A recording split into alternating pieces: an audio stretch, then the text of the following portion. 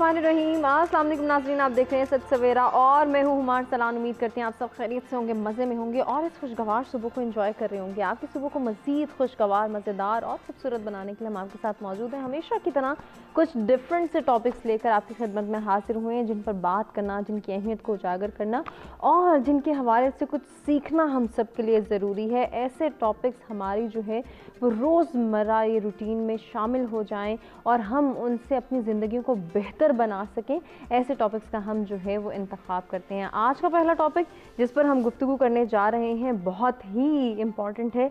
हम जानेंगे कि बेहतरीन माशरे की तश्कील कैसे मुमकिन है और ऐसे में जब भी हम जो है वो तमाम फैक्टर्स पर गौर करते हैं जो कि बेहतरीन माशरे की तश्कील में मददगार साबित होते हैं, हेल्पफुल साबित होते हैं, हेल्प आउट करते हैं हमें कि माशरे की जितनी भी नाहमवारियाँ हैं हम उनको ख़त्म कर सकें और उन तमाम तर चीज़ों को, उन तमाम तर प्रैक्टिसेस को अडॉप्ट कर सकें जो कि हमारी बेहतरी के लिए, हमारे माशरे की बेहतरी के लिए। तो ऐसे में अखलाकियात की अहमियत क्या है, अखलाकियात का दर्स किस तरह से हम दे सकते हैं अपने बच्चों को, अपने नौजवानों को, अपने बड़ों को, और इस पूरे माशरे में जो है वो अखलाकियात को किस तरह से प्रमोट किया जा सकता है, किस तरह से अखलाकी कदरों को उजागर किया जा सकता है। आज के प्रोग्राम में सबसे पहले हम ये डिस्कस करेंगे और जानेंगे अखलाकियात की इम्पोर्टेंस क्या है, कैसे हम अखलाकी तरबियत कर सकते हैं अपने नौजवानों की, अपने बच्चों की, अपने बड़ों की, ओवरऑल सोसाइटी की। जब हम बात करते हैं एक बेहतरीन और महज़ब माशरे की तश्कील की जब हम बात करते हैं तो ऐसे माशरे ही यकीनन कामयाबी की तरफ जाते हैं, ऐसे ममालिक ही तरक्की करते हैं जिसमें रहने वाले अफराद अखलाकी कदरों को जानें, समझें और अपनी अखलाकी तरबियत पर तवज्जो दें।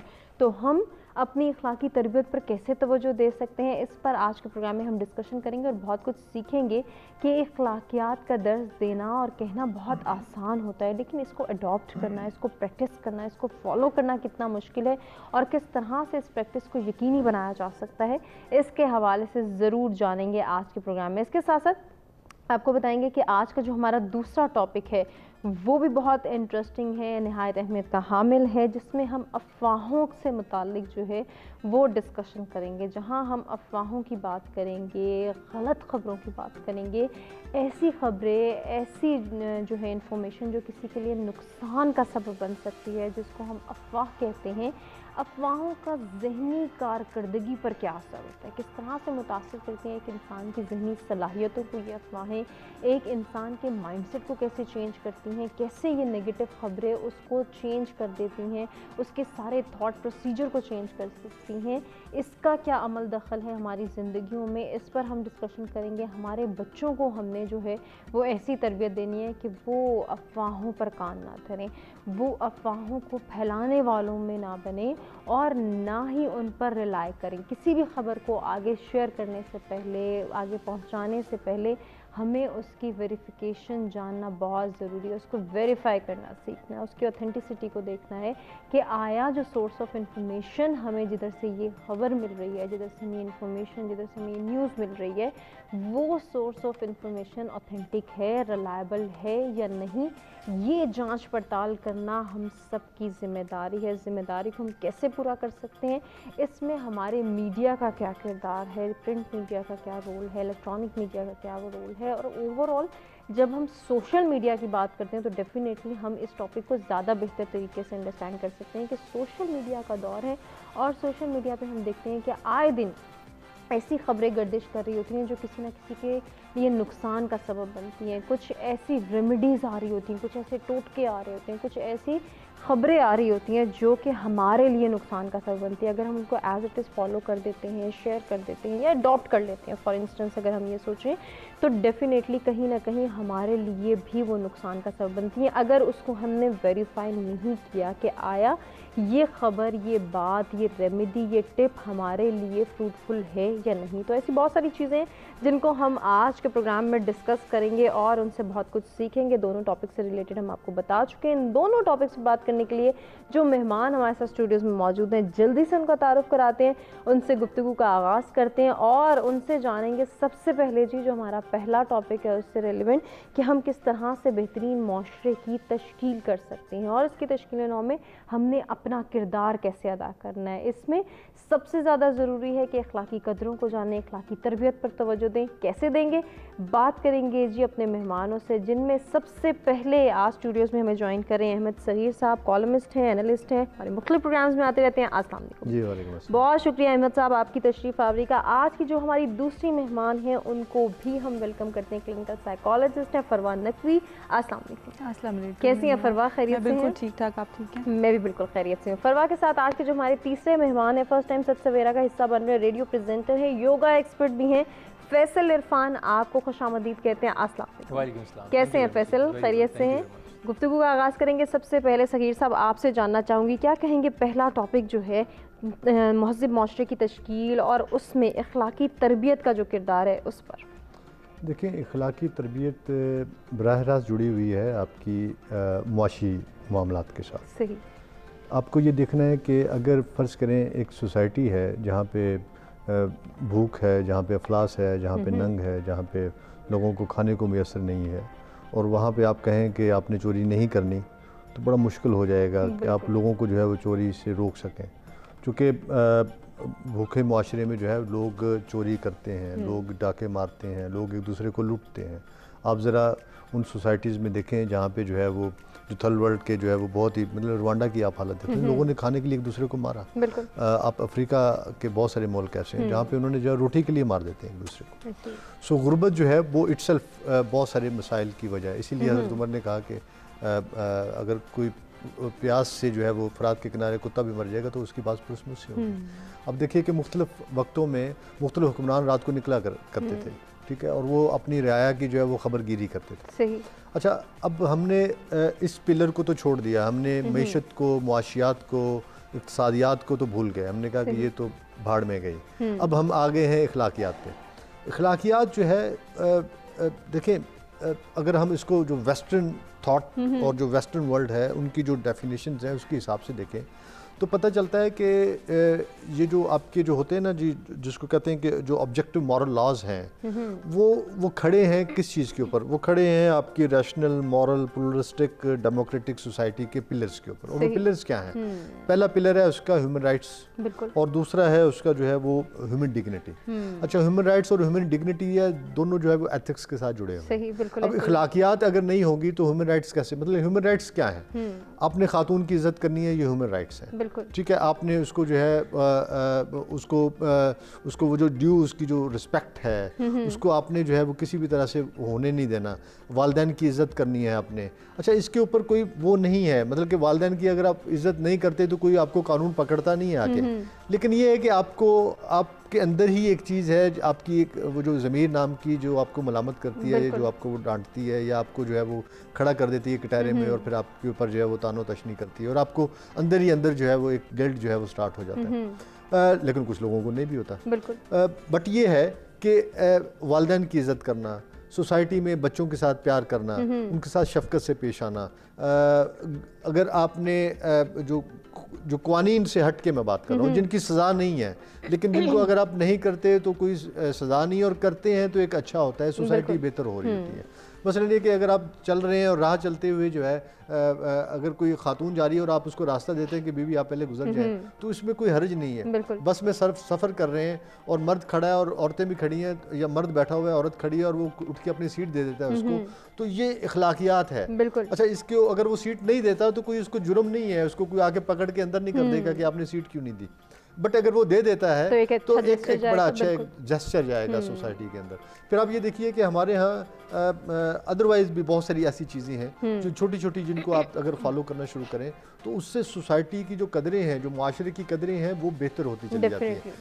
लेकिन अनफॉर्चुनेटली हमने ये किया है कि हम तो मतलब कि कवानीन को भी नहीं मानते। यहाँ पे जो है मतलब कि हमारे यहाँ सिग्नल तोड़ना एक आम रिवायत है। एथिक्स भी कहते हैं कि आप सिग्नल ना तोड़ें, और हमने फिर भी एथिक्स तो क्या कानून को नहीं मानते तो हम। अच्छा, हमने ओवर स्पीडिंग जो है, एथिक्स भी कहते हैं कि ओवर स्पीडिंग ना करें, और कानून भी कहता है कि आप ओवर स्पीड ना करें। एथिक्स भी कहते हैं कि आप गाड़ी जो है वो सही जगह पे पार्क करें। किसी की गाड़ी के पीछे आप गाड़ी पार्क करके चले जाते हैं और वो गाड़ी वाला सारा दिन ढूंढता रहता है कि जी मैंने निकलना है, और आप उसको मिल ही नहीं रहे। बिल्कुल ऐसे ही, ठीक है।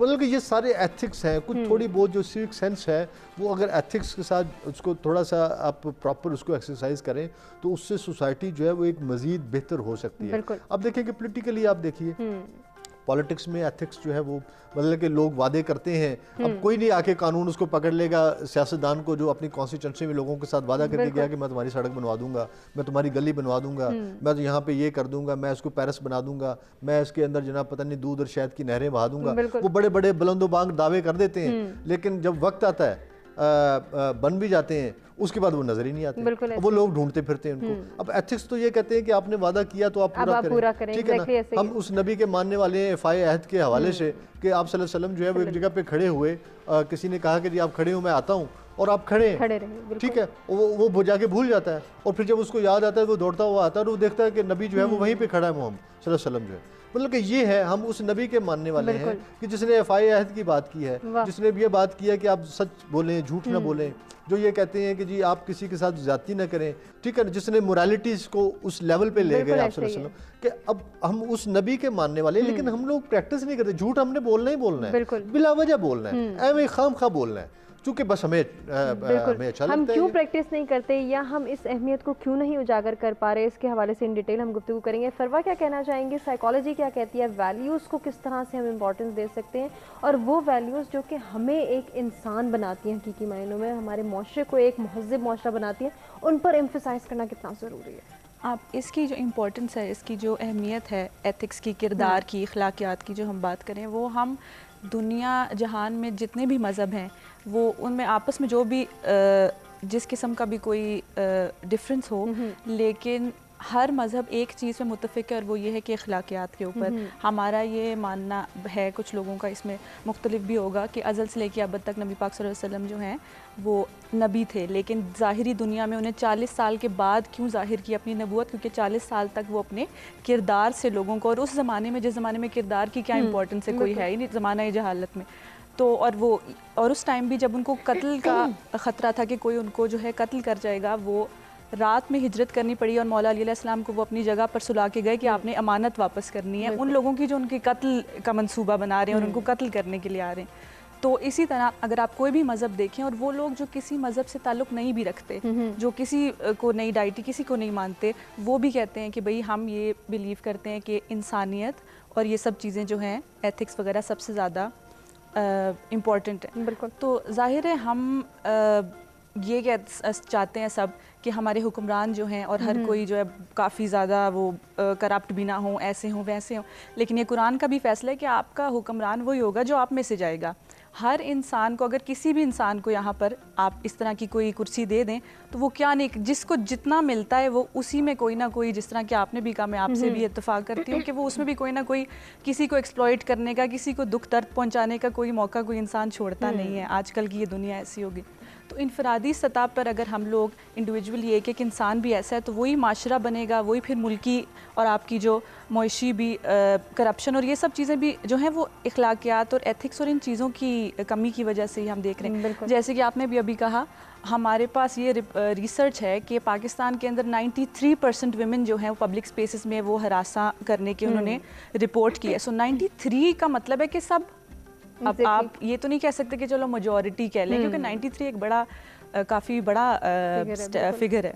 तो इसी तरह हर जगह आप जहाँ जाएंगे, आजकल बच्चों के जो हालात हैं, आप किसी एम्प्लॉयमेंट के इदारे में देख लें, जिसको मौका मिलता है वो उस दूसरे इंसान के साथ हसासियत का, सेंसिटिविटी, किसी किस्म का कोई यहाँ पे कॉन्सेप्ट नहीं है। और वो फिर वही बात आ जाती है, क्योंकि सर्वाइवल ऑफ द फिटेस्ट की बात है इसमें, कि जिस इंसान को मौका मिलेगा वो इंसान अपने लिए ही सोचेगा, क्योंकि हमारे पास, हमें ये पता कि कोई और हमारे बारे में नहीं सोचेगा। बिल्कुल, हमने खुद से फैसला लेना है, खुद के बारे में भी सोचना है और अपने किरदार को उजागर करना है। फैसल क्या ऐड करेंगे इस खूबसूरत डिस्कशन में, जिस तरह से हम बात करें कि हमने अखलाकियात को प्रमोट करना है, अखलाकी कदरों को बेहतर बनाना है, किस तरह से बेहतर बना सकते हैं?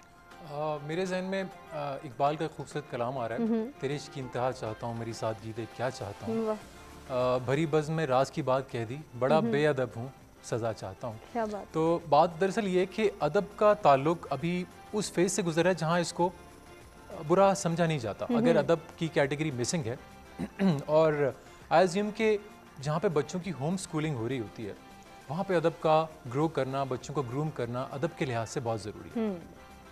अब छोटी सी नॉर्मल सी बात कर लें कि अदब को कॉम्प्लीमेंट्री समझा जाता है, अगर है तो ठीक है, नहीं तो it's okay.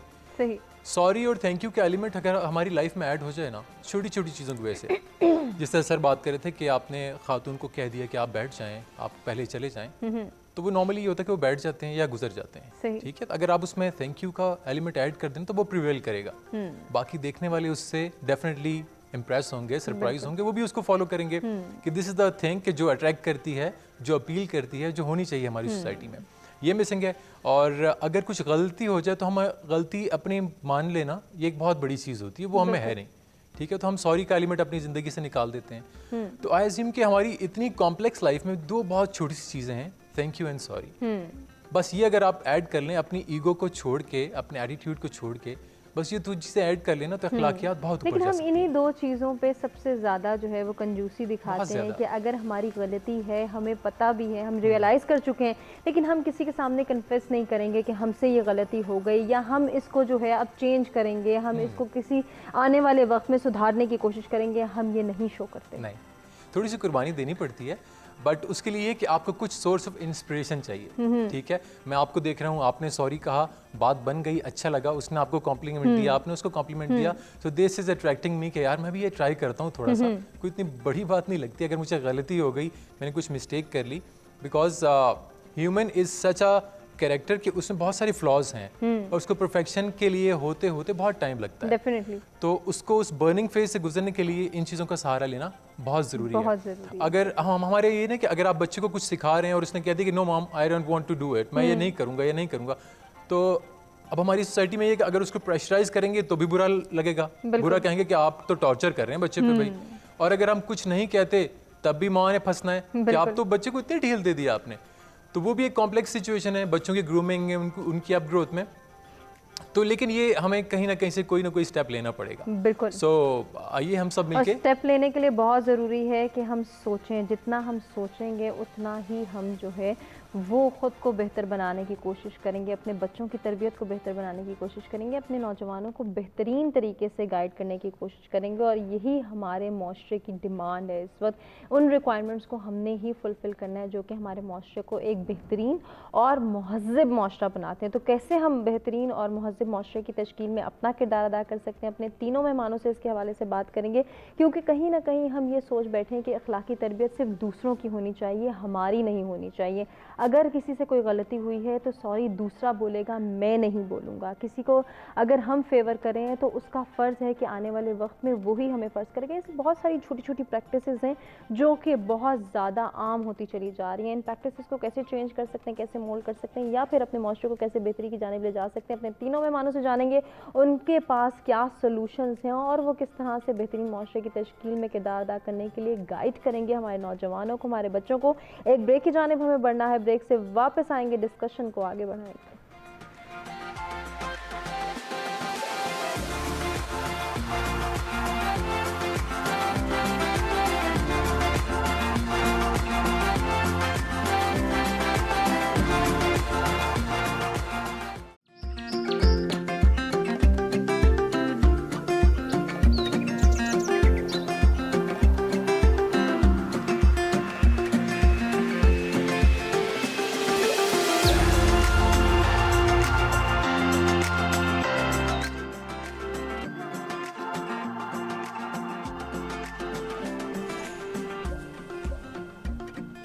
Ji welcome back. सत सवेरा में एक मरतबा फिर से आपको कहेंगे खुशामदीद। बेहतरीन माशरे की तश्कील कैसे मुमकिन है और इस तश्कील में क्या किरदार है अखलाकी तरबियत का, अखलाकियात को किस तरह से प्रमोट किया जा सकता है, अखलाकी तरबियत को बेहतर बनाना क्यों ज़रूरी है और अपनी अखलाकी कदरों को बेहतर कैसे बनाएंगे हम, इस पर हम बात कर रहे थे ब्रेक पे जाने से कबल। इसी डिस्कशन को आगे बढ़ाएंगे, अहमद साहब से बात करेंगे। अहमद साहब, ये कॉन्सेप्ट हमारे यहाँ क्यों है कि अखलाकी तरबियत दूसरे की तो होनी चाहिए, हमारी नहीं होनी चाहिए, क्योंकि हम परफेक्ट हैं, हमें किसी किस्म की इस्लाह की ज़रूरत नहीं है?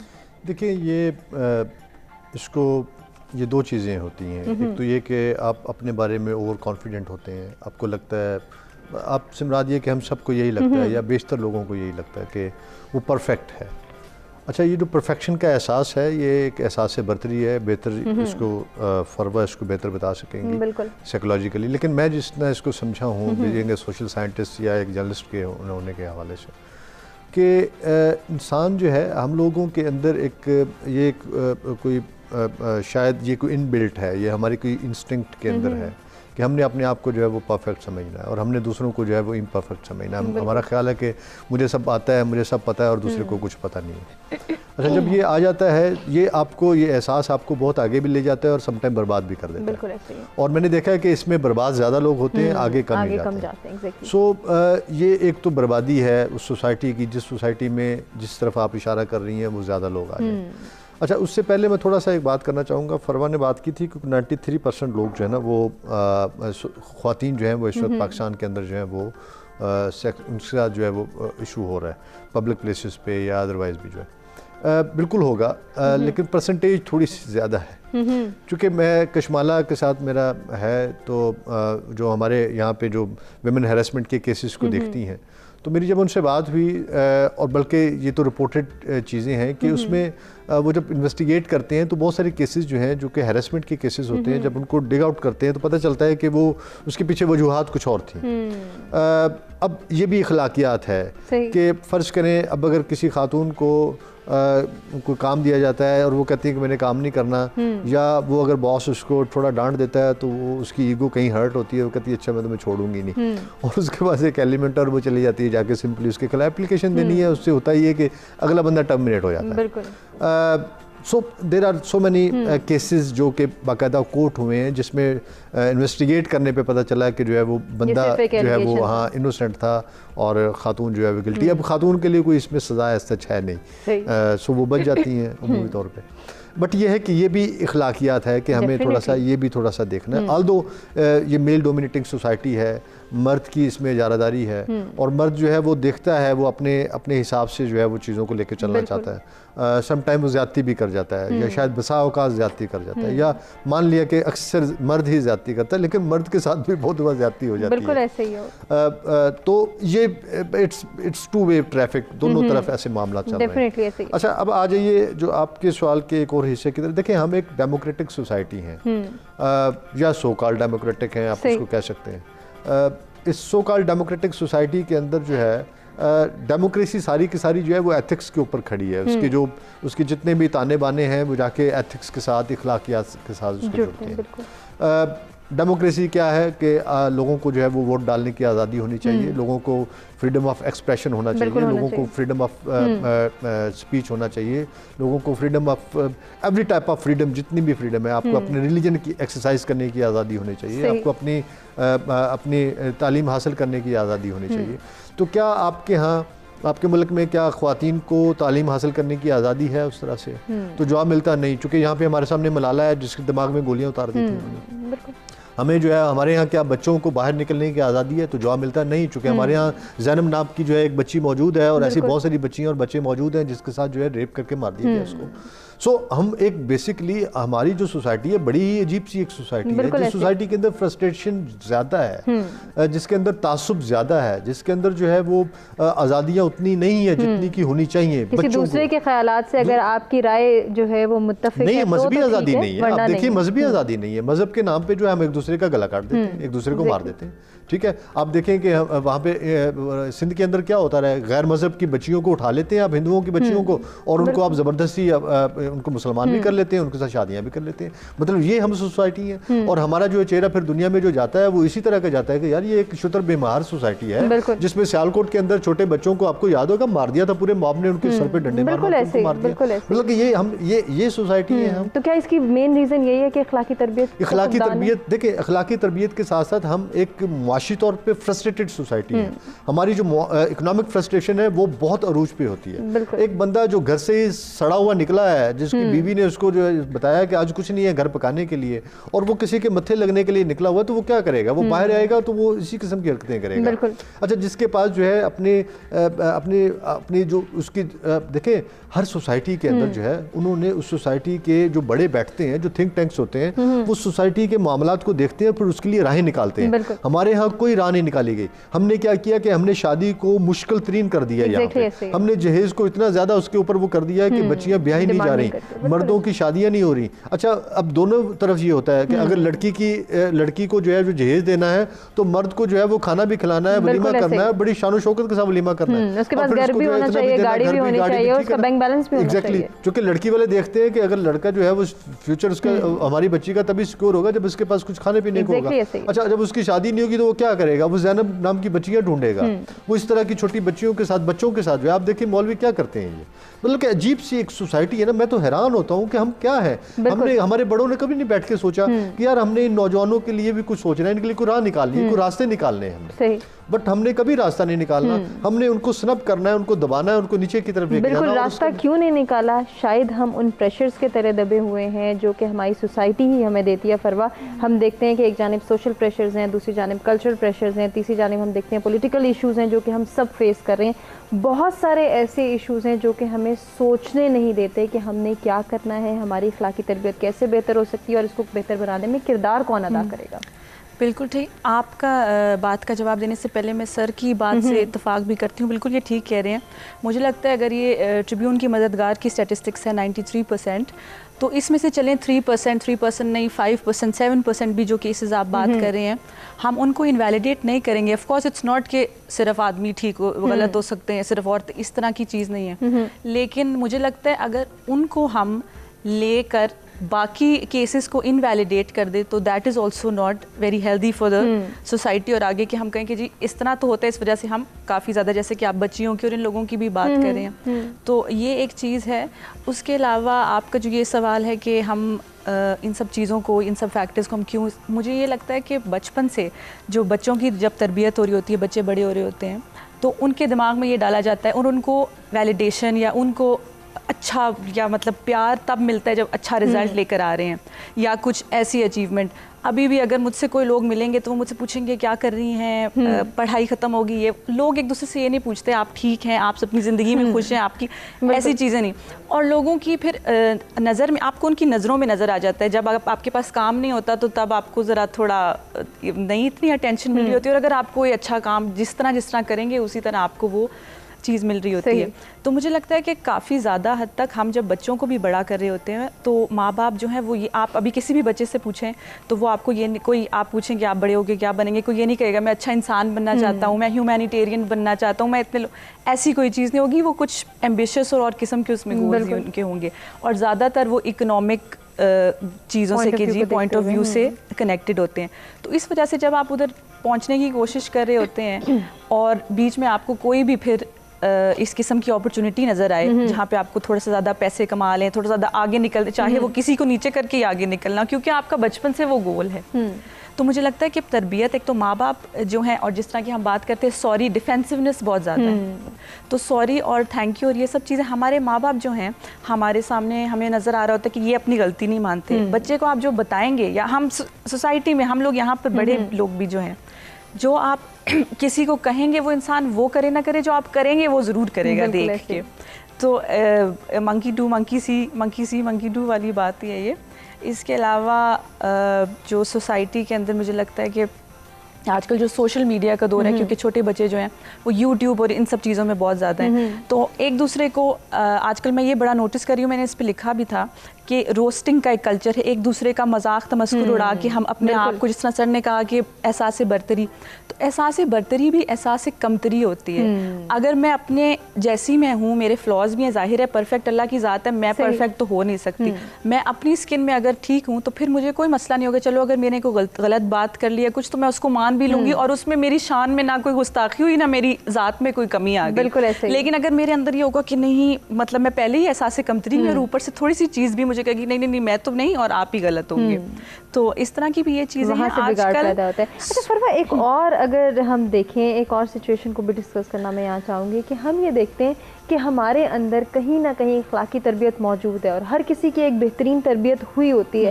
लेकिन जहाँ उसको रिफ्लेक्ट करने का टाइम आता है वहाँ गुस्से का फैक्टर और गुस्से का एलिमेंट ऐसा है कि जो हमें बिल्कुल जो है हम पे हावी हो जाता है। हम भूल जाते हैं कि हमारी तरबियत हमें क्या कहती है, हमने किस तरह से यहाँ पे सब्र करना है, किस तरह से दूसरे को जवाब नहीं देना। वहाँ पे सारी अखलाकियात जो है वो हम झाड़ देते हैं और दूसरे को ही बुरा भला कह देते हैं। इस फैक्टर को कैसे देखते हैं? इस फैक्टर का भी बच्चों की जब अपब्रिंगिंग हो रही होती है तो हमारे माशरे के अंदर बच्चे को प्यार करना नहीं सिखाया जाता, रिलेशनशिप कैसे ना ख़राब हो और गुस्सा भी आप अपना एक्सप्रेस करें, वो सब चीज़ें नहीं सिखाई जाती। हम लोग देख रहे होते हैं जिस तरह वायलेंस इतना ज़्यादा है, मैं कभी कभी देखती हूँ, जैसे कि अभी आपने चाइल्ड अब्यूज़ की बात की, मैं ये देख रही होती हूँ कि जब भी कुछ ऐसा वाक़या आता है और उसके ऊपर रिएक्शन होता है कि इसको फांसी लटका दें, हम देखना चाहते हैं सरेआम हो, इतनी ज़्यादा एग्रेशन सब देखना चाहते हैं और कोई रिफॉर्म भी नहीं आएगा कि हम आगे की चीज़ को कैसे प्रिवेंट कर सकते हैं, उस तरफ कोई नहीं जाएगा और सब बस ये करेंगे कि बस अब तो हम किसी किस्म की खून रेजी हो जाए। फैसल, अगर अभी जिस तरह से फरवा ने बात की सोशल मीडिया की, प्रिंट मीडिया की या इलेक्ट्रॉनिक मीडिया की हम बात करते हैं, तो हम फ्रैंकनेस के नाम पे बहुत सारी ऐसी चीज़ें कर जाते हैं जो कि हमारी अखलाकी तरबियत का ना हिस्सा होती हैं, ना हमारी वैल्यूज़ का हिस्सा होती हैं, और हमने अब अपनी सोसाइटी के कुछ ट्रेंड्स ही ऐसे ही सेट कर लिए हैं कि हमें लगता है अगर हम ये करेंगे तो हम यो लगेंगे, हम बहुत अच्छे लगेंगे, हमें जो है वो वैलिडेशन मिलेगी, लोग हमें सराहेंगे, लेकिन वो अखलाकियात के दायरे में बिल्कुल नहीं आती। इस चीज़ को कैसे देखते हैं?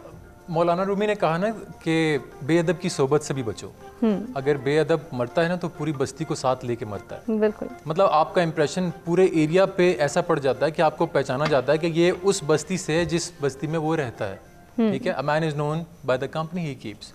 तो ये कंपनी का होना बहुत ज़रूरी है। एक तो हमारी ये चीज़ हमने देखनी है और थोड़ी सी मॉनिटरिंग का एस्पेक्ट भी इसमें आता है, पेरेंटिंग का इसमें एस्पेक्ट आता है कि हमारी कंपनी कैसी है, किन दोस्तों के साथ मेरा बेटा या मेरी बेटी रह रही है, उनके साथ गुजर रही है या उनके साथ तालीम हासिल कर रही है। इसमें चेक एंड बैलेंस बहुत ज़रूरी है।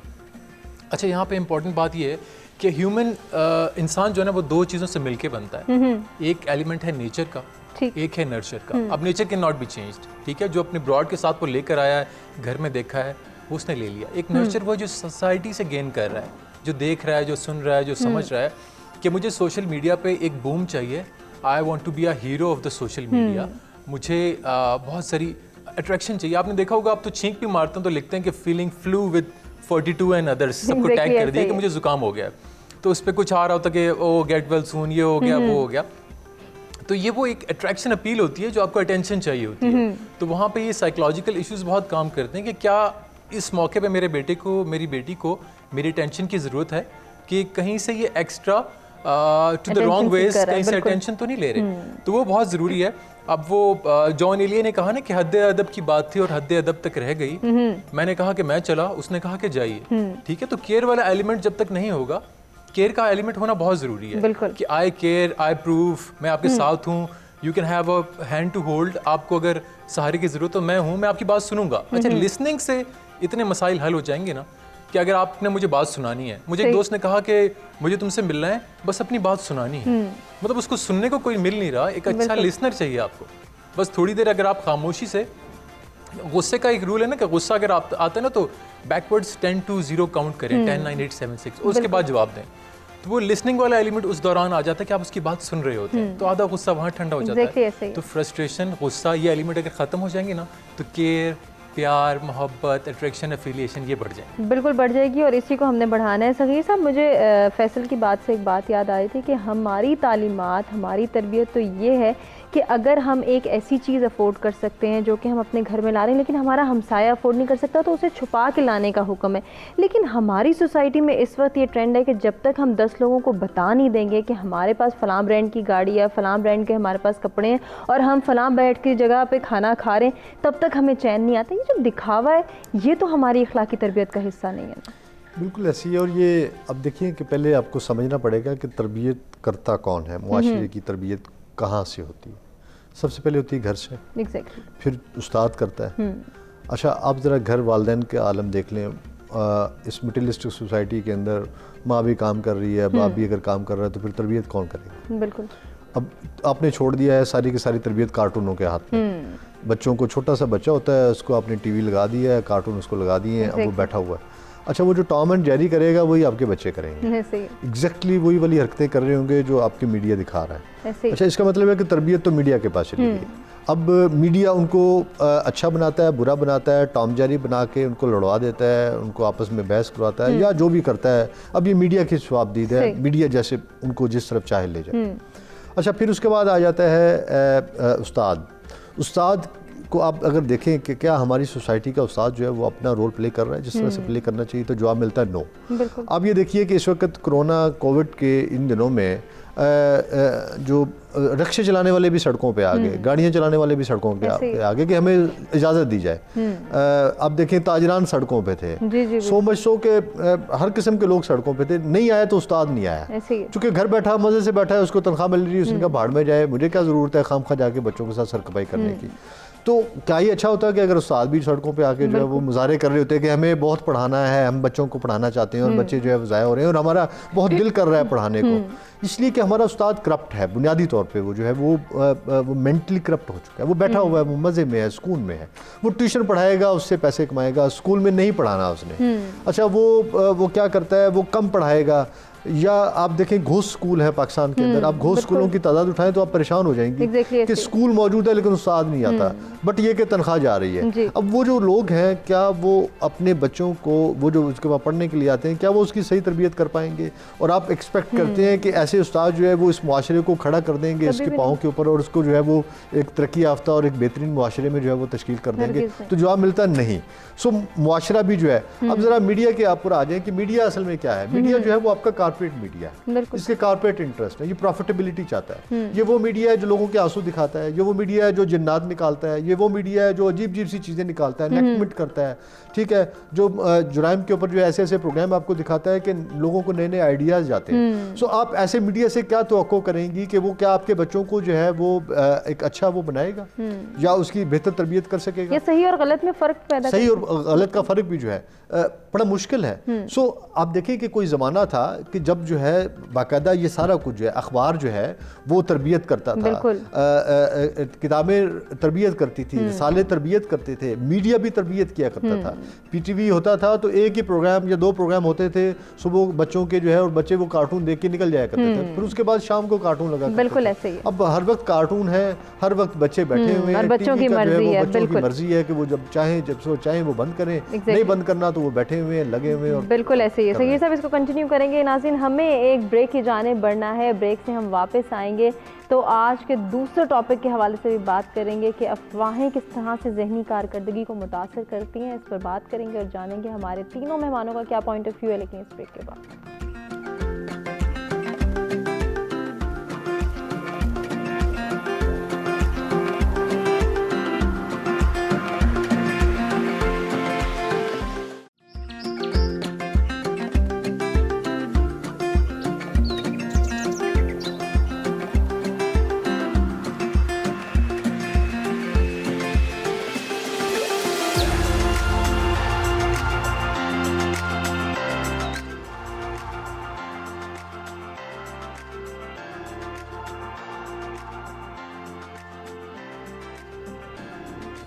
जी वेलकम बैक। सब सवेरा में एक मरतबा फिर से आपको कहेंगे खुशामदीद। बेहतरीन माशरे की तश्कील कैसे मुमकिन है और ऐसे में अखलाकियात को किस तरह से बेहतर बनाया जा सकता है, अखलाकी तरबियत पर कैसे तवज्जो दी जा सकती है, अखलाकी कदरों को कैसे उजागर किया जा सकता है, इस पर हम डिस्कशन कर रहे थे ब्रेक पे जाने से कबल। आज का जो हमारा दूसरा टॉपिक है उसको भी गुफ्तगू में शामिल करेंगे, जिसमें हम अफवाहों के हवाले से डिस्कशन करेंगे कि अफवाहें कैसे जो है वो ज़हनी कारकर्दगी को मुतासर करती हैं, कैसे एक सोसाइटी के माइंडसेट को चेंज करती हैं और किस तरह से ये अफवाहें नेगेटिविटी को प्रमोट करने का सबब बनती हैं, किस तरह से दूसरों को नुकसान पहुंचाने का सबब बनती हैं। इसमें हम जो है वो मुख्तलिफ किरदारों को डिस्कस करने जा रहे हैं। एक घर को हम डिस्कस करेंगे, एक इंस्टीट्यूट को हम डिस्कस करेंगे, ओवरऑल सोसाइटी को डिस्कस करेंगे और फिर मीडिया के किरदार को भी हम ज़रूर डिस्कस करेंगे। स्टूडियोज़ में जो मेहमान हमारे साथ मौजूद हैं उनमें अहमद सगीर साहब हैं, फरवान नकवी हैं और फैसल इरफान हैं, जिनसे इन दोनों टॉपिक से रेलिवेंट हम गुफ्तगू कर रहे हैं और बहुत कुछ सीख भी रहे हैं। जैसे कि हमने बात की कि बेहतरीन माशरे की तश्कील में हमने अपना किरदार अदा करना है और ये किरदार तभी अदा हो सकता है जब हम अपनी रिस्पॉन्सिबिलिटीज़ को जानेंगे। ब्रेक पे जाने से कबल अहमद साहब जो बात हो रही थी मैं चाहूँगी कि हम उसी को कंटिन्यू करें और बीच में हम ये अफवाहों वाला जो टॉपिक है इसको भी शामिल करें कि अफवाहें किस तरह से हमारी ज़हनी कारकर्दगी को मुतासिर करती हैं, किस तरह से सोसाइटी में इम्पैक्ट क्रिएट करती हैं। देखिए दुनिया के अंदर प्रोपेगेंडा जो है ना जी, प्रोपेगेंडा 4 चीज़ें, इसके 4 मैट्रिक्स हैं, 3 टाइप्स हैं और कोई 80 के करीब इसके टूल्स हैं। ठीक। अच्छा, वो जो इसकी 3 टाइप्स हैं उसमें वाइट प्रोपेगेंडा है, ब्लैक प्रोपेगेंडा है और देन ग्रे प्रोपेगेंडा है। इसकी जो 4 इसकी जो मैट्रिक्स हैं वो उसमें है, पहला है इंटेंसिफाई योर ओन गुड्स, कि आपने अपनी अच्छाइयों को बढ़ा चढ़ा के पेश करना होता है। मसलन ये है कि मैं एक पॉलिटिकल पार्टी हूँ, फ़र्ज़ करें मैं नून लीग हूँ और मैं कहता हूँ कि जी हमने देखें जी मोटरवे दिया है, हमने मेट्रो दी, हमने ऑरेंज ट्रेन दी, हमने ये कुछ किया, अब हम पाकिस्तान को एशिया का टाइगर बना देंगे और दुनिया बिलीव करेगी, चूँकि मैं एक अपना नैरेटिव सेटिंग कर रहा हूँ जो मैंने किया है उसके ऊपर बुनियाद बना के। अच्छा, दूसरा होता है इसका इंटेंसिफाई ओन गुड्स के बाद जो है डाउन प्ले अदर्स गुड, चूँकि दूसरों की भी तो अच्छाइयाँ ना, उसको आपने डाउन प्ले करना है। अच्छा, उसको डाउन प्ले करने के लिए क्या करते हैं आप, कीड़े निकालते हैं। मैं अगर पीटीआई हूँ और मैंने जो है वो नून लीग पे तनकीद करनी, तो मैं कहूँगा देखें जी ये इन्होंने इधर लोगों को खाने को नहीं है और ये जो है वो मेट्रो बना रहे हैं। अच्छा, मैं उसको जंगला बस कह के सारा मुर्दे खूह में डाल दूंगा ना उसको, और देखें ये तो जंगला बस है जी, किस काम की ये जंगला बस, या मैं कहूँगा ये तो सारा पैसा उन्होंने तनूर में झोंक दिया और ये बच्चों को जो है वो लैपटॉप बांट रहे हैं, लेकिन जो है लोगों को तो जो है यहाँ पे हेल्थ की सहूलियात नहीं मिल रही। तो आपने उनकी अच्छाइयों में कीड़े निकालने होते हैं। अच्छा, इसका जो तीसरा है वो है down play your own bad, कि मेरे अंदर बुराइयां भी तो है ना, अच्छाइयां हैं तो मैं उठा रहा हूँ लेकिन बुराइयां हैं। मसलन ये कि मैं यू टर्न ले लेता हूँ, तो मैं कहूँगा यू टर्न तो बहुत लोग लेते हैं, मैंने यू टर्न ले लिया तो क्या हुआ, वो तो ट्रम्प भी ले लेता है, वो तो फलां भी ले लेता है, वो तो ढमका भी ले लेता है, तो मैंने उसको डाउन प्ले करना है। और तीसरा इसका जो फोर्थ है वो ये है कि इंटेंसिफाई अदर्स बैड, अगले की बुराई को उठाना है, तो उसके लिए आपने उनकी बुराइयां ढूंढनी है उसके अंदर जो है।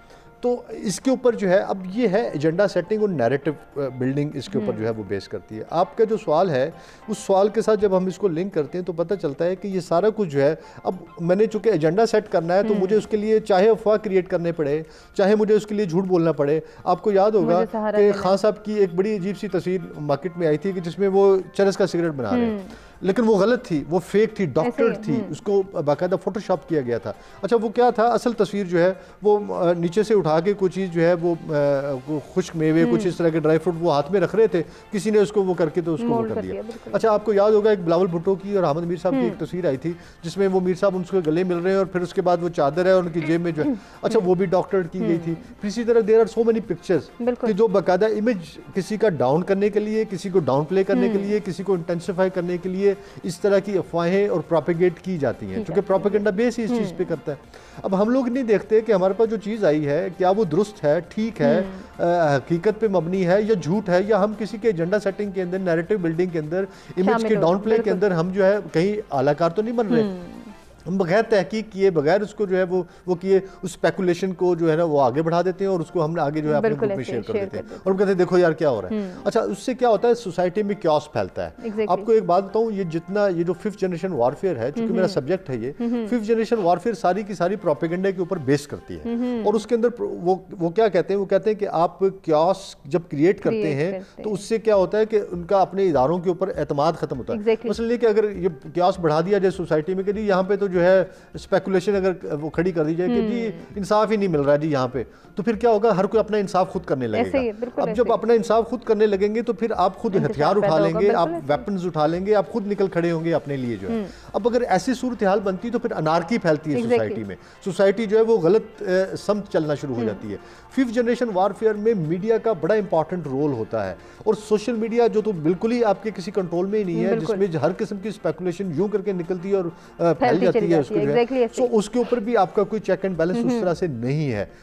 सो मेरा ख्याल है कि अगर हम थोड़ा सा अपने मीडिया को थोड़ा वो कर लें तो बड़ा बेहतर हो जाएगा। अब देखें कि एथिकल जर्नलिज्म की बात होती है, आपने खुद भी अपने उसके अंदर कहा कि मीडिया के एथिक्स जो है, मतलब कि मीडिया क्या, हमारा मीडिया इम्पार्शियल है, तो आपको पता चलता है कि शायद बहुत सारा मीडिया आपको पता चल जाएगा कौन सा चैनल किस पॉलिटिकल पार्टी के साथ खड़ा है। अच्छा, फिर आपको ये भी पता चल जाएगा कि कौन सी पॉलिटिकल पार्टी के लोग किस चैनल पे आ रहे हैं और किस चैनल का बायकॉट करके बैठे हुए हैं। सो आपको टिल्ट पता चल जाता है, अच्छा इसकी हमदर्दी उधर है, उसकी हमदर्दी उधर है। जब उनकी हमदर्दियां चेंज होती हैं पॉलिटिकली तो फिर आप कैसे एक्सपेक्ट कर सकते हैं कि वो बायस्ड नहीं होंगे, वो इम्पार्शियल होंगे, उनकी जो खबर होगी वो ट्रांसपेरेंट होगी, उनकी खबर जो है वो हकीकत पे मबनी होगी, उनकी खबर इंडिपेंडेंट होगी और उनकी खबर जो है वो जो एथिकल जर्नलिज्म के जो प्रिवेलिंग जो स्टफ है उसके ऊपर पूरा उतरती होगी। तो ये सारी चीजें हैं जो बड़ी मादूम होती जा रही हैं और जिसकी वजह से ये अफवाह साज फैक्ट्रियां जो है ये काम करती हैं, चलती हैं, आगे बढ़ती हैं और उसके नतीजे में ये पैसा अर्न करती हैं, क्योंकि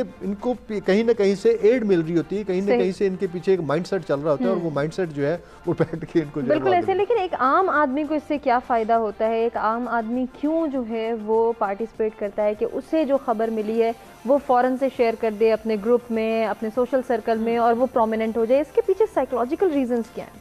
अब रूमर्स जो हैं, अफवाहें जो हैं, ये कुछ तरह की होती हैं, जैसे कि इन्होंने भी अभी आप हमें बताया।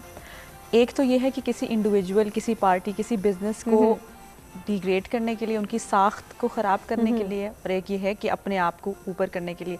अब आप किसी की साख अगर ख़राब कर रहे हैं, वो आप बदला भी ले सकते हैं। कोई लोग आउट ऑफ बोर्डम भी, किसी को अम्यूज़मेंट है, मज़ा आ रहा है इन कामों करने में, किसी को वैलिडेशन चाहिए कि वो तो ऐसा है, देखो हम कितने अच्छे हैं। फिर कभी कभी जब हम इस तरह की बातें करते हैं, हम आपस में कनेक्शन, कुछ लोग गॉसिप करते हैं किसी के बारे में, वो आपस में कनेक्शन और आपस में वैलिडेशन भी ढूंढ रहे होते हैं, इस वजह से वो किसी की बुराई करने में उन्हें वो मिल जाती है बात। तो आजकल सोशल मीडिया का जो दौर है, आपने जो अभी किरदार की तश्कील की भी बात की, उसमें एक दूसरे को ये लोग चैलेंजेस देते हैं ऊट पटांग किस्म के, अब आप ये करें, अब आप इस तरह डांस करके दिखाएं, वो उससे बेहतर नहीं है कि अगर हम लोग एक दूसरे को चैलेंज दें कि मैंने आज इतने लोगों को खाना खिलाया भूखों को, मैं आपको चैलेंज देती हूँ, आप 10 लोगों को भी खिलाएं। इस किस्म की चीज़ें भी हो सकती हैं। लेकिन ये जो अभी आपने सवाल पूछा कि लोग ऐसा क्यों करते हैं, तो अब बिजनेसेस इस पर कैसे थ्राइव करें, कि अब यूट्यूब है या कोई इस तरह का सोशल मीडिया का जो नेटवर्क है, वो एक लिंक सा, एक सिंटिलेटिंग सी, वो मीडिया की हमेशा से कुछ मीडिया चैनल्स होते हैं, उनकी आदत होती है कि वो ऐसी चीज़, क्लिक बेट भी उसे कहते हैं, ऐसी चीज़ एक इमेज लगा के उसके नीचे लगा दें कि ये किसी ने ये कर दिया, वो कर दिया, लोग उसको क्लिक करेंगे, वो पैसा जनरेट करेंगे जितने उनको व्यूज़ मिलेंगे। अब उसका जिस इंसान पे, अगर कोई बहुत फेमस सेलिब्रिटी है कोई है, अगर किसी उसके बारे में उन्होंने इस किस्म की कोई सिर्फ पैसा जनरेट करने के लिए बात की है, अब वो तो एक इंसान है वो सेलिब्रिटी, फेमस हो गए, जो भी है।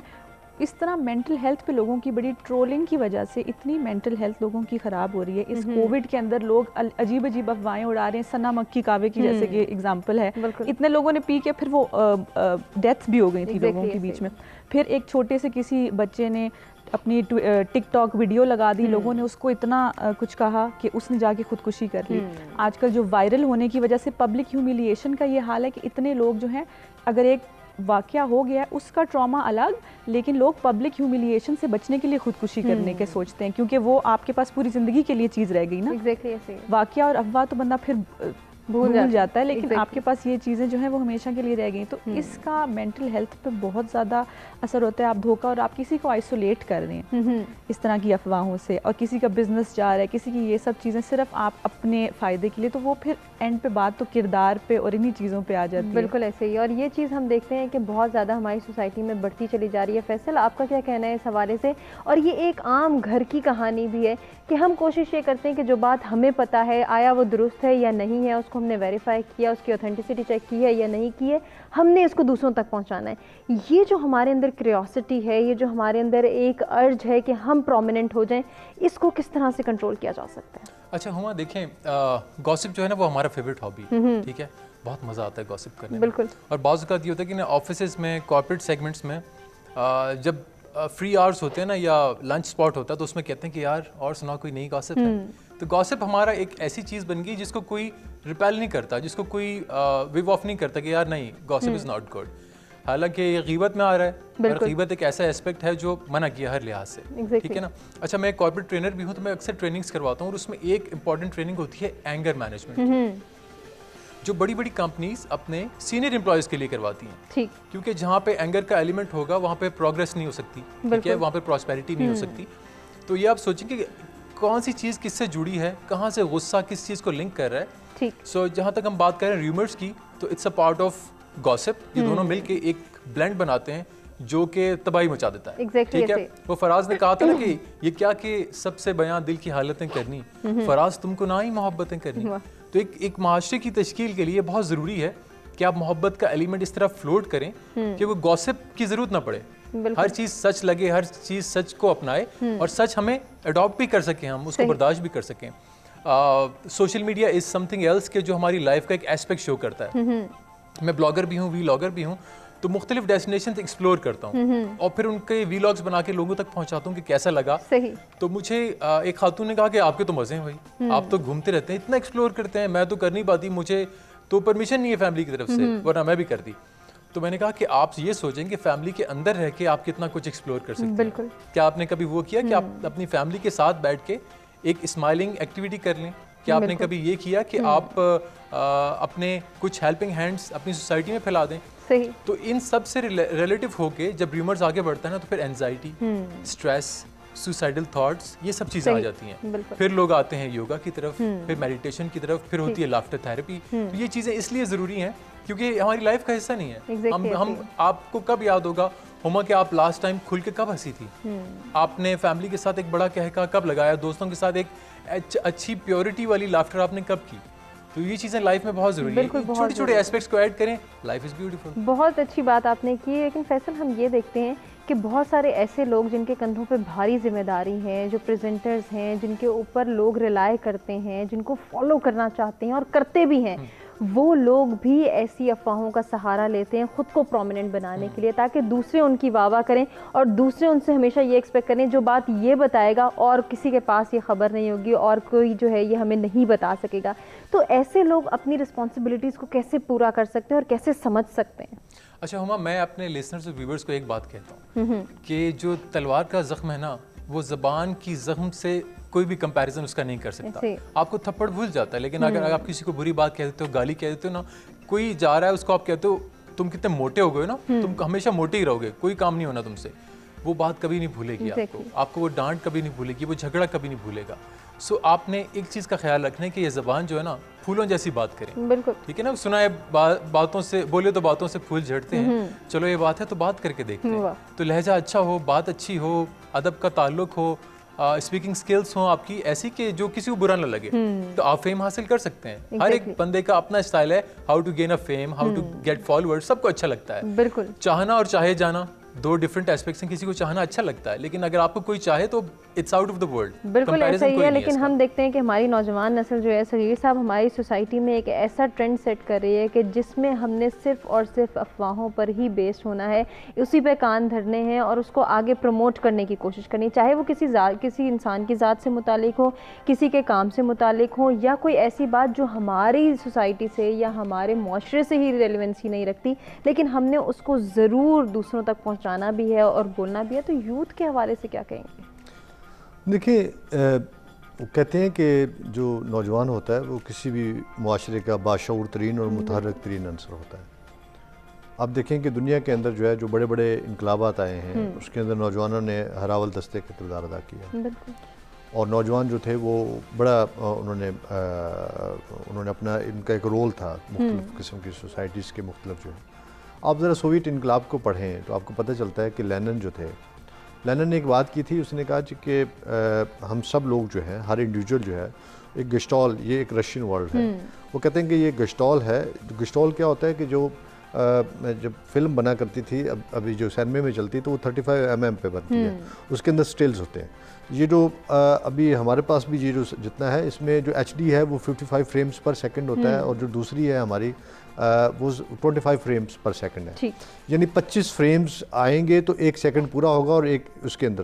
अब होता ये कि हाथ यहाँ है, तो अगर यहाँ आएगा, दूसरे में, तीसरे में यहाँ, चौथे में यहाँ, पांचवें में यहाँ, और फिर मैं यहाँ से मक्खी उड़ाऊंगा, तो यूं करके आएगा, तो उसको आप चलाएंगे तो वो यूं करके मैं मक्खी उड़ाऊंगा। तो एक ख़ास सीक्वेंस से चलता है। तो हर इंडिविजुअल जो है वो ख़ास सीक्वेंस में आता है, तो फिर मुआशरे की फ़िल्म चलती है। बिल्कुल। सो अगर हम ये समझें कि उस फिल्म में से अगर सीक्वेंस है यहाँ से यहाँ तक, तो उसमें से 2 फ्रेम आप उड़ा दें तो वो यूं करके आएगा, जरक आ जाएगा उसके अंदर। और अगर 4 फ्रेम उड़ा दें तो बड़ा जरक आएगा, और अगर आप ज़्यादा फ्रेम उड़ा दें तो वो सीक्वेंस ही टूट जाता है। सही। सो सोसाइटी के फिल्म को बेहतर करने के लिए मुआशरे के गिश्तौल जो हैं, वो अगर अपना किरदार प्रॉपर अदा नहीं करते, तो फिर मुआशरे की फ़िल्म जो है, जो पर्दा स्क्रीन पे अच्छी चलती है, वो बुरी हो जाती है। बिल्कुल। फिर वो पता चलता है कि उस फिल्म के अंदर जो है ऐसे किरदार आ गए हैं, ऐसे फ्लॉज आ गए हैं, या ऐसे चीज़ें नॉन स्टेट एक्टर्स जो है वो बीच में आ जाते हैं, क्योंकि किसी ने तो उसको फिल करना है ना। कोई तो स्क्रैच आएगा ना उसके अंदर, उसको हवा को फिल करने के लिए, उस गैप को फिल करने के लिए। अब हमने वो गैप दिए हैं यहाँ पे, और गैप क्यों दिए हैं? आप देखें कि जहाँ पे हमारे यहाँ 55 मिलियन बिलो पॉवर्टी लाइन लोग रह रहे हैं, विच इज 29.7% पीपल, वो कैसे हंसेंगे? मुझे बताइए, हम हंसाना तो चाहते हैं, बिल्कुल। लेकिन जो गुर्बत, खत्ते गुर्बत से भी नीचे रह रहे हैं लोग, उनको वो तो भूल गए हुए हैं, बिल्कुल। वो हंसना भूल चुके हैं। उनको सिर्फ अगर कोई चीज़ याद है तो वो आंसू याद है, उनको अगर Exactly कोई ऐसे चीज़ ही। पता है तो वो रोना पता है, उनको कोई चीज़ पता है तो वो बिलकना पता है, उनको कोई चीज़ पता है तो वो कराहना पता है, उनको कोई चीज़ पता है तो सिर्फ चीखना पता है, सही। उनको कुछ नहीं आता है इसके अलावा। सो हमने उन लोगों के बारे में सोचना छोड़ दिया है। जब हम उन लोगों के बारे में सोचना शुरू करेंगे, उन लोगों को साथ उंगली पकड़ के मुआशरे का एक बेहतरीन फ़र्द बनाएंगे, तो फिर आपकी सोसाइटी के ये जो है ना, जो कि आपका 29.7% मिसिंग है इस फिल्म में से, वो सारे के सारे जो है वो अभी तक उनकी ना किरदार साजी हो पाई है, ना उनको तालीम मिल रही है, ना उनको जो है वो सेहत मिल रही है, ना उनको खाने को मिल रहा है, ना उनको कुछ ओढ़ने को मिल रहा ऐसे ही। है। वो रह रहे हैं तो इंतहाई कम मायगी में रह रहे हैं, बुरे हालात में रह रहे हैं। बिल्कुल। हमने उनके लिए क्या किया है? बहैसियत सोसाइटी और बहैसियत मुल्क और बहैसियत इसके जो है एक इम्पॉर्टेंट रुकन होने के नाते हमने क्या अपनी जिम्मेदारी पूरी की है? तो हमने तो बिल्कुल भी नहीं की। हमने कितने लोगों को जाके जो है वो रात को खाना खिलाया, हमने कितने लोगों के पास जाके हम अपनी तनख्वाह में से निकाल के थोड़े से पैसे उनको दिखाया है कि हम अच्छा ठीक है खा रहे ना? हैं, तुम नहीं खा जी, सकते। तुम नहीं खा रहे। हम तो उनकी कमाईगी में, उनकी बेबसी में इजाफा करते चले जा रहे हैं। हम तो बायस हैं उनकी बेबसी बढ़ाने का। तो वो क्या करते हैं? वो फिर हमसे छीनने के लिए आ जाते हैं, क्योंकि उन्होंने भी अपने बच्चों का पेट पालना है। तो फिर आपके मुल्क के अंदर क्राइम की रेशो बढ़ती है, फिर आपके मुल्क के अंदर स्ट्रीट क्राइम बढ़ता है, फिर आप देखते हैं कि लोग आते हैं, गाड़ियां छीन लेते हैं, फिर आप देखते हैं कि वो आते हैं और आके मार देते हैं आपको, फिर आप देखते हैं कि वो नॉन स्टेट एक्टर्स का हिस्सा बन जाते हैं, वो लोगों की लाशें गिराते हैं, वो कुछ भी करके जो है वो अपने बच्चों का जो है वो रिस्क हासिल करते हैं। सो इसकी वजह कौन है? आप और मैं, हम लोग हैं। और हमसे ज्यादा ये रियासत है, और इस रियासत से ज्यादा वो हुकूमत है जो ऊपर बैठी हुई है और जो सोचती नहीं है उनके लिए। आप देखिए इस कोविड की वजह से कितने लोग हैं जिनको जो है वो खाना नहीं इस वक्त मिल रहा है, कितने लोग हैं जो बेरोजगार हो गए, बेरोजगारी में और इजाफा हुआ है। हम ज्यादा नहीं, मीडिया की अगर बात कर ले तो कितने मीडिया हाउसेस तो बंद हो चुके हैं। आप जाके देखें बाहर जो है वो जर्नलिस्ट जो है वो बैठे हुए हैं लाइनों में लग के, जो है वो वहाँ पे भूख हड़ताल कर रहे हैं और कुछ कर रहे हैं। कितने मीडिया हाउसेस जो तनख्वाहें नहीं दे पा रहे, उनके यहाँ लोग काम करते हैं, उनके पास पैसे नहीं है देने के लिए। कौन सोचेगा? कि इन्होंने सोचना है ना बैठ के, और ये सोच ही नहीं रहे, इनको अपने आप से सोचने की फुर्सत इसीलिए नहीं है। तो माशरे में बिगाड़ ही बिगाड़ है, और इस बिगाड़ को किस तरह से जो है वो बेहतर बनाया जा सकता है, संवारा जा सकता है, इसमें मजीद भी सोल्यूशंस और सजेशंस जानेंगे अपने तीनों मेहमानों से। एक ब्रेक की जाने बड़े, ब्रेक से वापस आपसे कंटिन्यू करते हैं।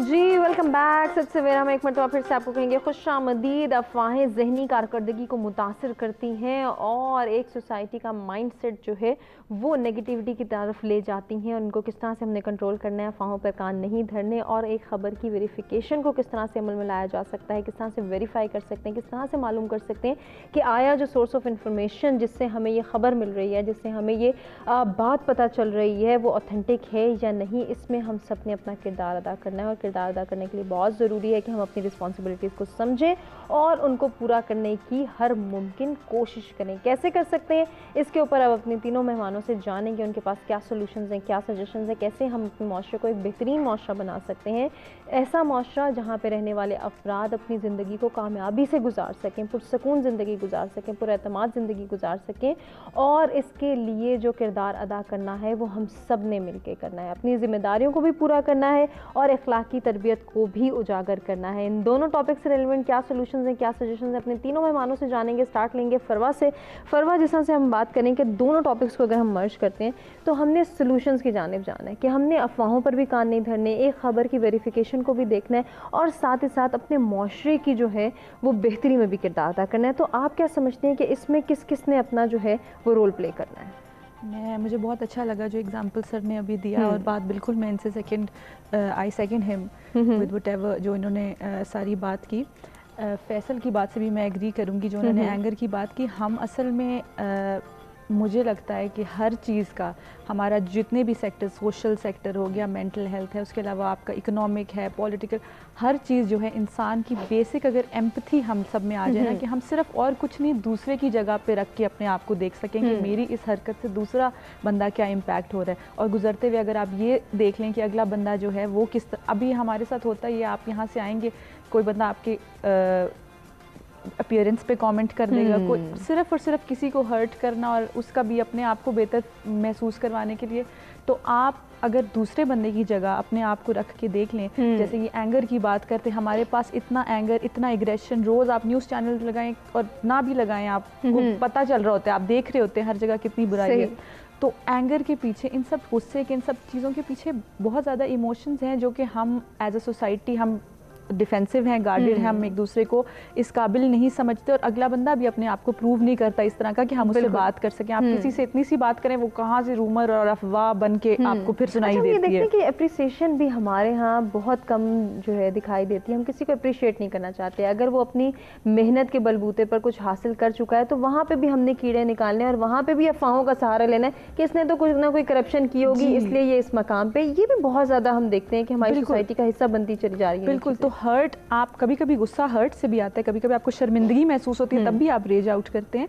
तो ये सब चीज़ें, और ज़्यादातर जो लोग थेरेपी के लिए आते हैं, मेंटल हेल्थ सीख करते हैं, वो उन लोगों की वजह से भी होता है जो लोग खुद थेरेपी में लिए हैं या जो लोगों को हर्ट कर रहे हैं, और वो लोग हर्ट होके, जैसे कि आपने अभी अफवाहों की बात की, maximum eating disorders, depression, anxiety, इतनी सुसाइडल टेंडेंसी, नेगेटिव थिंकिंग, ये सब चीज़ें जो हैं वो लोगों, आप किसी को आइसोलेट करते हैं ना, आपके बारे में कोई अफवाह चल रही है, आप में शर्मिंदगी होगी, आप खुद भी आइसोलेटेड हैं और किसी ने भी आपको आइसोलेट कर दिया, आपको माशरे से अलग। हम लोग पैदा हुए हैं, हम लोग फैमिलीज़ में पैदा हुए हैं, फिर आगे से एक बुरे ट्राइब्स में हम लोग पैदा हुए हैं, तो हम लोग इसलिए नहीं है कि हम अलग थलग रह कर रहे हैं। तो आप जब किसी को इस तरह अपने सिर्फ और सिर्फ शुरू, मेरे ख्याल से हर इंसान अगर शुरुआत इस चीज़ से लेके मुझे अपनी दूसरे की जगह अपने आप को मैं रख के देखूं कि उसको इस वक्त कैसा महसूस होता होगा इस सब चीज़ करने से, तो मेरे ख्याल से काफ़ी ज़्यादा बेहतरी इस चीज़ से भी आ सकती है। और ये हुक्मरान हो, चाहे गरीब हो, चाहे अमीर हो, हर कोई अगर दूसरे की जगह अपने आप को रख के देखे तो मेरे ख्याल से इसमें काफ़ी हसासियत जो है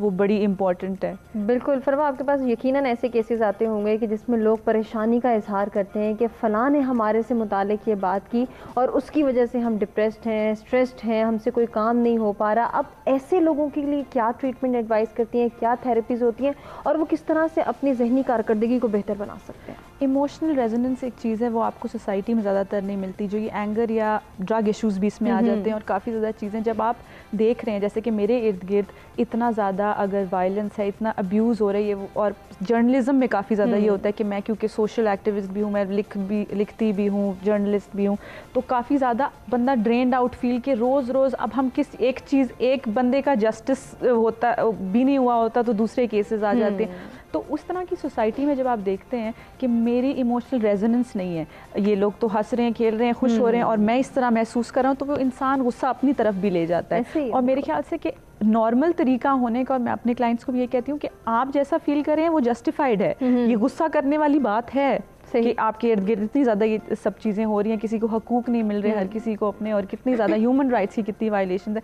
लेकिन जब अगर आपको अपनी इमोशनल रेजोनेंस नहीं मिलती तो ऑफकोर्स फिर आप फील करते हो कि मे बी मेरे साथ कुछ गलत है कि मैं इस तरह की सब चीज़ें कर रहे हूँ। तो मेरे ख्याल से अगर हम वही बात है, एम्पैथी, सेंसिटिविटी, ये सब चीज़ें आएंगी तो आप एक दूसरे की बात को समझ भी सकेंगे। और मेरे ख्याल से कि वही बात है कि अगर एक जंगल के अंदर एक इंसान होगा तो वो अपने आप को अब नॉर्मल या अपने आप को कुछ समझेगा कि मैं कुछ ठीक आउट ऑफ द नॉर्म जा रहा हूँ। तो अब मेरे ख्याल से हमारे माशरे की भी वही हालत हो गई है कि हर कोई जो है वो खुद गलत चीज़ों पे लगे हुए हैं, और नॉर्मलाइजेशन बहुत ज़्यादा होगी। हमारे पाकिस्तान के अंदर इतना ज़्यादा टेररिज्म भी इतना ज़्यादा हुआ और इतना ही अब्यूज़ है कि अगर कोई खुदा न खास्ता बॉम्ब ब्लास्ट हो जाता है तो हम कहते हैं अच्छा सिर्फ 20 बंदे मरे, को ज़्यादा नुकसान नहीं हुआ।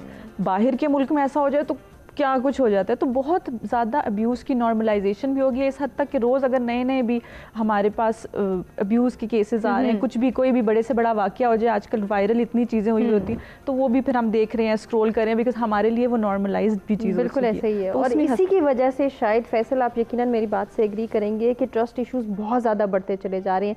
हमें शायद ये लगता है कि जो खबर हमारे तक आ रही है वो ऑथेंटिक नहीं है, इतनी अफवाहें हमारे इर्द गिर्द हैं, इतनी ज़्यादा उनका जो है वो दौर दौरा हो रहा है कि हमें लगता है कि शायद जो बंदा हमें बता रहा है वो भी झूठा है। जो खबर हमारे तक आई है, पहला हमारे जहन में जो इमेज क्रिएट होता है वो ये होता है कि ये गलत है, ये झूठ है। अब ये झूठ को सच करना या फिर सच्ची बात को ही प्रमोट करना, ये किसकी जिम्मेदारी है? देखिए हम आजकल का जो सबसे मेन एलिमेंट है ना जिस पे हम ट्रस्ट करते हैं, दैट इज सोशल मीडिया। ठीक है, कुछ सर्च करना है ना कि कुछ हो गया, तो लेट्स एक्सप्लोर यार, जल्दी से देखते हैं क्या हुआ, दोस्त ने शेयर कर दिया, फॉरवर्ड कर दिया। हालांकि एथिक्स में ये बात है कि उस बात को मत फैलाओ जिसकी तस्दीक नहीं हुई, बिल्कुल ऐसे ही, जो बात कंफर्म नहीं है। तो एक तो हमें इस एलिमेंट से निकलना पड़ेगा। अच्छा, 3 बहुत ही बेसिक से एलिमेंट्स हैं जो मैं आपको बताता हूँ, जो आपको इन सब चीज़ों में हैंडल करने में बहुत हेल्प करेंगे।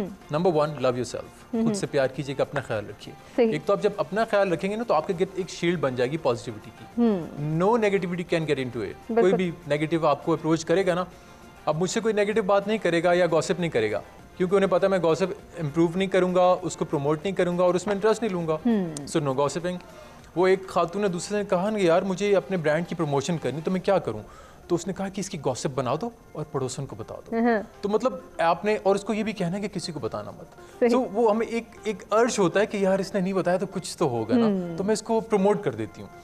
तो एक तो हमें ये लगता है कि यार हमें लीड लेनी है, being in a social circle, हमें सबसे पहले बताना कि यार ये हो गया। ठीक है, और इसमें आप देखेंगे रिलेशंस में कितने ब्रेकअप्स हो रहे हैं। ठीक है, आप इनर भाई से नहीं मिल रहा। ठीक है, आपकी फैमिली एस्पेक्ट कितने ज़्यादा गिर गए हैं कि आप उनसे परेशान हो जाते हैं। एक तो एलिमेंट ये था कि love yourself. Secondly, find a mentor. अपने लिए अपना बड़ों के पास बैठे हैं, बुजुर्गों के पास बैठे हैं, अपना कोई उस्ताद ढूंढें, कोई ऐसा बंदा ढूंढें जो आपको कुछ सिखाए। अगर आपने वो ढूंढ लिया तो आपको हमेशा अच्छी सोबत में रखेगा और अच्छी चीज़ें सिखाएगा। आप इत्र फरोश के पास बैठेंगे तो खुशबू आएगी, लोहार के पास बैठेंगे तो उसकी महक आएगी। तो ये अब आप पे डिपेंड करता है कि आपने कौन सा रास्ता चूज करना है।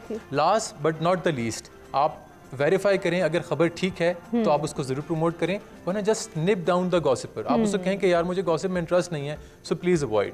ठीक है, मुझे इससे बचना है। लेकिन हमारे पास तो वेरीफाई करने का टाइम नहीं है, उसको शेयर करने का टाइम है। यहाँ पे भी सोच को बदलना है, यहाँ पे सोच को बदलना है, और बदलना आप खुद से स्टार्ट करेंगे। यानी मैंने ही पहला स्टेप लेना है, और अगर मैं बदलूंगा ना तो मैं एक ऐसी पॉजिटिव रे जनरेट करूंगा कि जिससे मेरे इर्द गिर्द वाले सब बदल जाएंगे। बिल्कुल ऐसे ही है। अफवाहें जनरेट की क्यों जाती हैं? अब जब हम ये सही साहब देखते हैं तो इसके पीछे बहुत सारे फैक्टर्स आ जाते हैं। हसद है, जलन है, एक दूसरे को नीचा दिखाना है, ख़ुद को कामयाब बनाना, दूसरे की जो है कामयाबी को भी जो है किसी हद तक करप्शन में मुब्तला कर देना या उसको कन्वर्ट करने की कोशिश करना।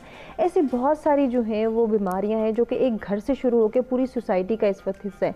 किसी को बढ़ते हुए नहीं देखना, खुद आगे जाना है। ये सोच कब हम चेंज कर पाएंगे?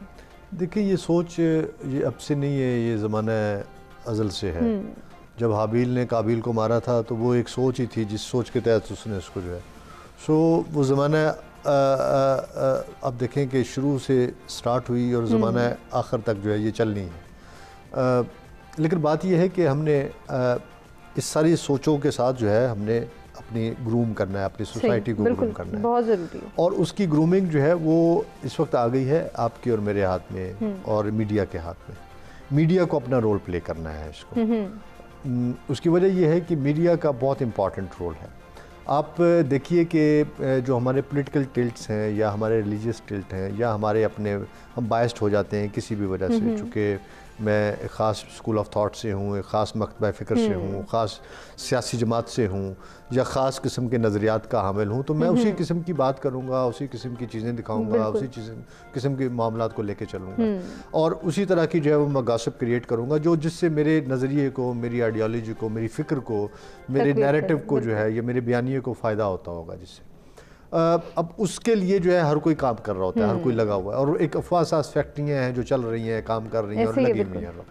सो हमें देखना है कि हमने अपने आप को कैसे इम्पार्शियल करना है, इम्पार्शियलिटी को हमने इंश्योर करना है, और उसके लिए कोड ऑफ कंडक्ट एक बना हुआ है। उस कोड ऑफ कंडक्ट को आप थोड़ा सा नाफिज कर दें तो चीज़ें बहुत बेहतर हो जाएंगी। फिर उसके बाद आप देखिए कि आपको अनबायस्ड होना है। हम बायस्ड होते हैं, बायस्ड होते हैं टुवर्ड्स माई फैमिली। मेरी फैमिली में कोई बंदा कोई भी जुर्म कर देता है, मैं उसके लिए किसी भी किस्म का झूठ बोलने का मैं कहता हूँ खैर है यार, मेरा बच्चा है, मेरा भाई, मेरा भतीजा, मेरा भांजा, मेरी बहन, मेरा बेटा, मेरी बेटी, मेरे माँ, मेरी बाप, हम जो भी कर लें हम ठीक है, लेकिन को तुम्हारा बाप तुम्हारा, उसके लिए सारे जुर्म मौजूद हैं, सारी सज़ाएं मौजूद हैं, मेरे लिए ना कोई सज़ा है ना कुछ। तो मुझे जो है थोड़ा सा बायसनेस से ऊपर आना पड़ेगा हम सबको जो है। और तीसरी इसके अंदर चीज़ है ट्रांसपेरेंसी। अगर हम ट्रांसपेरेंसी को ले आते हैं, शफाफियत को हम जो है वो इंश्योर कर देते हैं, तो उससे ये होगा कि चीज़ें आस्ता आस्ता सेटल डाउन होना शुरू हो जाएंगी, कूल डाउन होना शुरू हो जाएंगी। और इसके अंदर आखिरी चीज़ है वो है जो कानून की हुक्मरानी जो है, कि आपने कानून की हुक्मरानी को आपने इंश्योर करना है। कानून जब सब मतलब कि ये वही कौम है जो आप ज़रा पिंडी में उनको देख लें, एक दूसरे के साथ गाड़ियाँ मार रहे होंगे, मोटरवे पे चढ़ते हैं तो लाइन बना लेते हैं, क्योंकि उनको पता है यहाँ पे जो है ना वो जुर्माना हो जाता है। वो नहीं किसी की जो है वो सुनते, चाहे आप MNA हैं, चाहे आप मिनिस्टर हैं, चाहे वो अगले जुर्माना करके आपके हाथ में चलान की रसीद पकड़ा देते हैं। सो वहाँ पे जाके जो है वो ट्रक वाला भी बड़ा आराम से चला रहा होता है, वो गाड़ी वाला भी बड़ा अच्छा चला रहा होता है, और वो जो है वो बस वाला भी बड़ा ठीक चला रहा होता है। अगर ट्रैफिक सिग्नल्स वहाँ पे भी हो तो उनको भी फॉलो किया जाए, वो फॉलो किया जाए। लेकिन नहीं करना तो हमने ऐसी जगहों पे नहीं करना जहाँ पे हमें रोकने वाला नहीं है, पूछने वाला नहीं है। तो कानून की हुक्मरानी को आप थोड़ा सा इंडोर्स कर दें, लोग खुद ब खुद जो है वो ठीक होना शुरू हो जाएंगे। और इसके अंदर एक आखिरी चीज़ है वो है पब्लिक सर्विस, क्योंकि कोड ऑफ कंडक्ट के साथ आपको कोड ऑफ एथिक्स को भी जो है थोड़ा सा देखना है, और उसके लिए आपको अपने कारपोरेट कल्चर से हट के पब्लिक सर्विस को आपको जो है थोड़ा सा फरोग देना है। आपको बताना है कि क्या अच्छा है क्या बुरा है, झूठ बोलना क्यों बुरा है, झूठ बोलने की वजूहात क्या है। मज़ाहब दुनिया में अगर आए थे तो मज़ाहब आने की वजह भी यही है कि उन्होंने सोशल इवल्स के बारे में बताया कि ये गलत करोगे तो इसकी सज़ा यहाँ नहीं है, लेकिन कहीं और इसकी सज़ा मौजूद है। सो सारे आप देखें कि जितने भी जुराइम हैं तमाम मज़ाहब के अंदर उसकी बाकायदा सज़ा मौजूद है।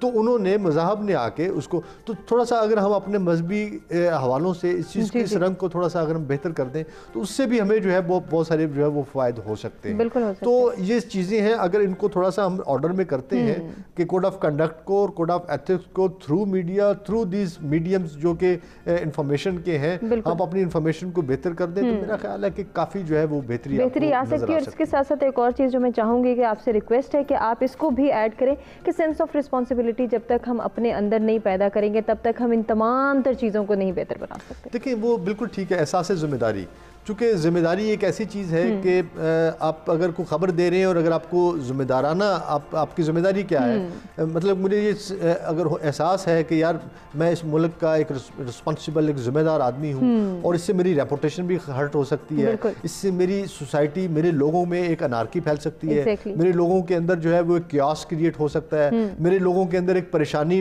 एक जा सकती है, मेरे लोग जो हैं वो सड़कों पर आ सकते हैं, मेरे लोग आपस में एक दूसरे के साथ दस्तों गिरेबान हो सकते हैं। देखिए कितनी खबरें ऐसी हैं जो जलती हैं और जिसकी वजह से जो है कितने मसाइल यहाँ पे पैदा हो जाते हैं। दुनिया में ऐसी बहुत सारी खबरें निकली और उन खबरों ने बड़ी तब्दीली लेके आई, और वो तब्दीली समटाइम पॉजिटिव होती है लेकिन बसा औकात ज़्यादातर जो है वो तब्दीली जो है वो नेगेटिव जो है वो अपना इम्पैक्ट क्रिएट करती है। अब ब्रेकिंग न्यूज़ की देखें, अब हमारे यहाँ एक दौड़ लगी रहती है, हमने ब्रेकिंग न्यूज़ देनी है, वो बीच में हम रेड कलर का एक फट्टा चला देते हैं। अब देखें बात यह है कि ये साइकोलॉजिस्ट हैं, इनको ये बेहतर तौर पर उस पर बात कर सकती है, लेकिन हमने इसके ऊपर जब वर्कशॉप्स की और हमने मुख्तलिफ साइकोलॉजिस्ट और साइकेट्रिस्ट और हमने वर्ल्ड वाइड लोगों को बुलाया और हमने उसके साथ जो है वो सेशंस किए, तो उन्होंने कहा कि इससे होता ये है कि जैसे ही वो ब्रेकिंग न्यूज़ आती है आप विजिलेंट हो जाते हैं, अलर्ट हो जाते हैं, अटेंटिव हो जाते हैं। तो वो जो आपके अंदर अलर्टनेस है वो क्या करती है, वो आपके आसाब को आस्ता आस्ता शल करना शुरू कर देती है। अगर दिन में 10 दफ़ा आपने ब्रेकिंग न्यूज़ का वो फटा देखा है तो उसके बाद ये होगा कि 10 दफ़ा आप अलर्ट हुए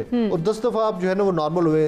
अब उससे क्या है कि आपके आसाब ग्रेजुअली वीक होना शुरू हो जाते हैं। तो हम अपनी सोसाइटी के आसाब वीक कर रहे हैं। हम उनको जो है ये ब्रेकिंग न्यूज़ मुझे सबसे पहले दिखानी है, मैं वो सबसे पहले दिखाने के चक्कर में मैं ये तो बता देता हूँ इस्लामाबाद में धमाका, लेकिन बाद में पता चलता है कि वो तो साउंड बैरियर तोड़ा था उसने। तो मैं वो पहले देने की खबर की दौड़ में ऐसा फंस गया हूँ क्योंकि मेरे ऊपर जो है वो मेरे साथ में एडिटर का भी प्रेशर है, मैं एक रिपोर्टर हूँ, तो वो फिर ऐसे मामलात आ जाते हैं कि तो हमें थोड़ा सा पब्लिक सर्विस को थोड़ा बढ़ाना होगा, चीज़ों को थोड़ा सा वो, और अपनी एहसास जिम्मेदारी को तो है उजागर करना है। बहुत खूबसूरत बात आपने की। इसी के साथ मेरी आपसे गुजारिश है, कोई पैगाम हमारे नाज़रीन को देना चाहें तो? जी, पैगाम सिर्फ ये है कि हमें सबसे इम्पॉर्टेंट चीज़ ये है कि अपने लोगों का, अपने इर्द गिर्द, सिर्फ अपनी फैमिली, अपने ख़ानदान का ना सोचें, अपने हमसायों का भी सोच लें, अपने थोड़े से जो है वो बढ़ के जो है हम 4 घर छोड़ के भी जो है हम किसी का सोच लें, और हम उस शख्स का ज़रूर सोचें जो मैंने पहले अर्ज़ किया कि जो 55% ऑफ द पॉपुलेशन है और बहुत बुरी हालत में है।